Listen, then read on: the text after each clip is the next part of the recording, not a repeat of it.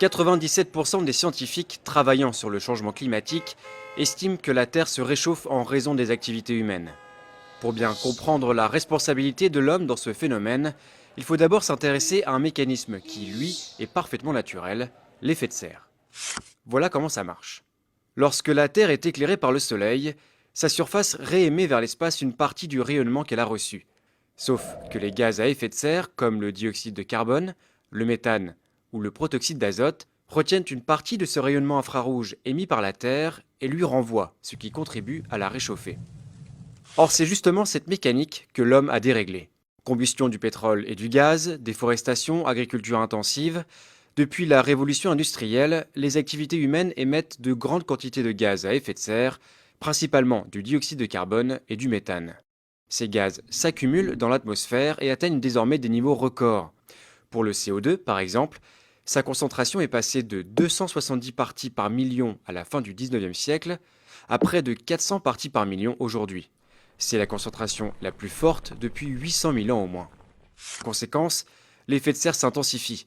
Le surplus d'énergie introduit aujourd'hui par l'homme dans la machine climatique est à peu près l'équivalent de 3 petites bombes atomiques explosant à chaque seconde.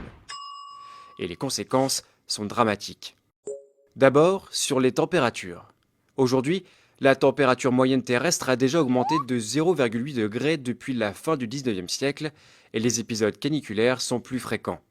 Les températures extrêmes, qui ne touchaient que 1% de la surface continentale terrestre, en concernent désormais près de 10%. En admettant que la concentration de CO2 double d'ici 2100, la Terre verra sa température moyenne grimper encore dans une fourchette comprise entre 1,5 degré et 4,5 degrés supplémentaires. Deuxième impact, le niveau des mers. Sur tous les continents, les glaciers d'altitude reculent et disparaissent. Les grandes calottes polaires du Groenland et de l'Antarctique perdent leur glace dans l'océan et contribuent à élever le niveau de la mer.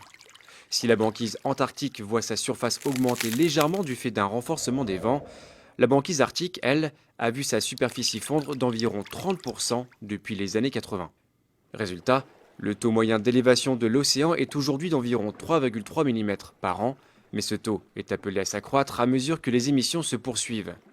Déjà montés d'une vingtaine de centimètres en un siècle, les océans pourraient s'élever, dans le pire des scénarios, d'1 mètre d'ici 2100.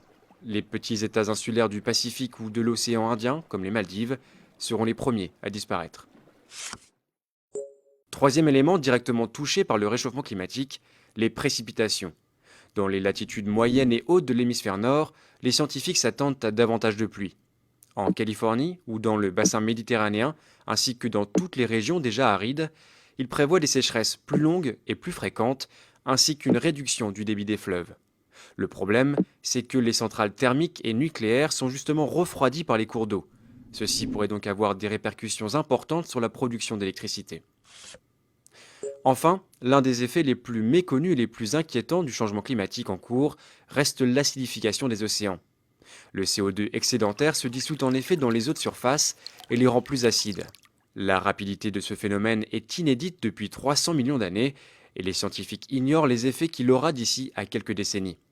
Les coquillages et certains planctons qui constituent le socle de la chaîne alimentaire pourraient ne pas pouvoir s'y adapter. Leur disparition aurait un impact direct sur l'ensemble des espèces, l'homme compris.